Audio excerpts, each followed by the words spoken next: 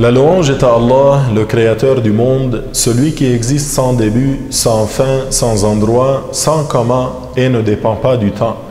Je demande à Allah Ta'ala d'élever les grades de notre maître Muhammad al-Amin, l'honnête, le véridique, celui qui a appelé à la religion de vérité, l'islam, qui est la religion de tous les prophètes, du premier Adam au dernier Muhammad.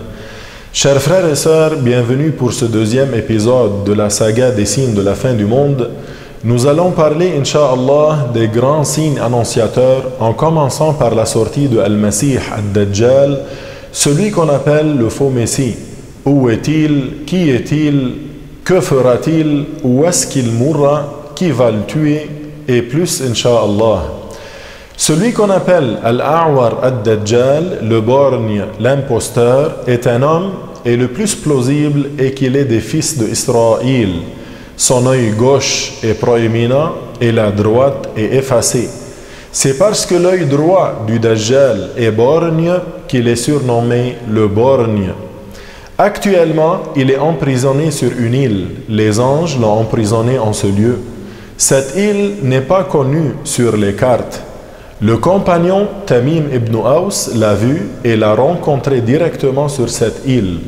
Ce compagnon était monté sur un bateau avec d'autres voyageurs, puis ils se sont éloignés et perdus en mer pendant 1 mois. Ils sont arrivés sur une île et ils ont rencontré Ad-Dajjal. Ad-Dajjal était attaché avec des chaînes et il avait une forte corpulence. Il leur a adressé la parole en langue arabe et leur a dit « Je suis un tel ». Et il les a interrogés sur certaines choses. Il leur a dit « Est-ce que telle chose est arrivée ?»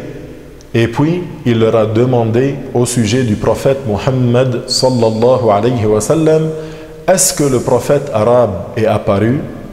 Par la suite, le prophète Muhammad a reçu la révélation de ce qui est semblable à ce que ce compagnon a vu de Ad-Dajjal.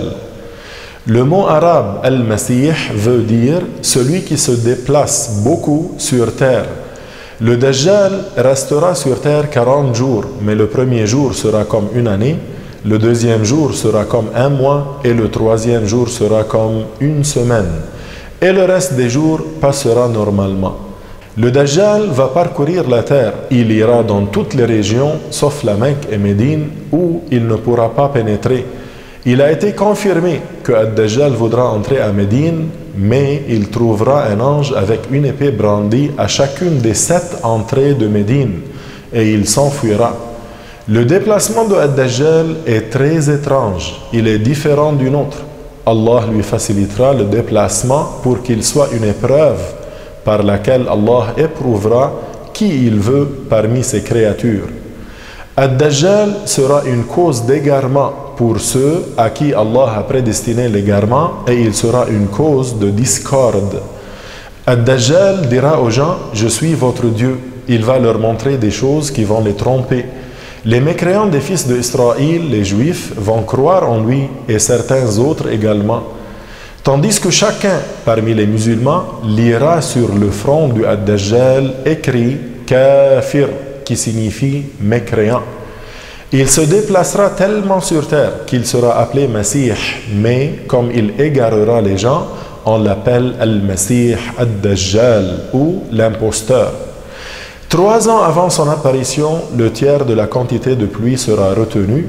2 ans avant son apparition, les 2 tiers seront retenus. Et 1 an avant son apparition, toute l'eau sera retenue et il n'y aura donc pas de pluie. Allah fera que les égarés qui suivront Ad-Dajjal soient repus et rassasiés pendant la famine qui aura lieu à cette époque. Allah leur donnera la subsistance. Quant aux musulmans pieux, pendant la famine, ils seront rassasiés par le tasbih et le taqdis, le fait de dire Subhanallah et évoquer Allah et le glorifier. Par épreuve, Allah manifestera sur les mains de Ad-Dajjal des choses extraordinaires. Mais on ne les appelle pas miracles, mu'jizah, car le miracle est ce qui arrive sur les mains d'un prophète. Mais plutôt, ceci est appelé istidraj en arabe, qui signifie littéralement ce par quoi l'on entraîne, car Ad-Dajjal entraînera les gens à la mécréance. Ainsi, il coupera en deux un croyant et il le ramènera par la volonté de Allah à la vie.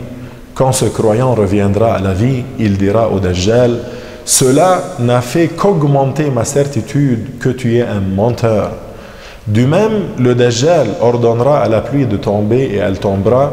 Il ordonnera à la terre de faire pousser les récoltes et elles pousseront.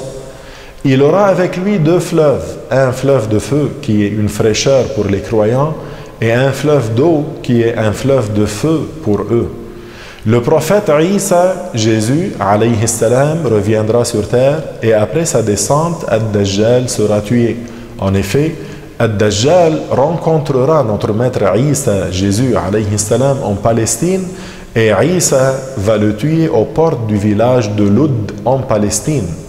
Après cela, il y aura le bien-être et la paix sur terre. La terre sortira de ses entrailles ce qu'elle a comme or. Il y aura tellement de richesses qu'il n'y aura personne qui acceptera l'aumône.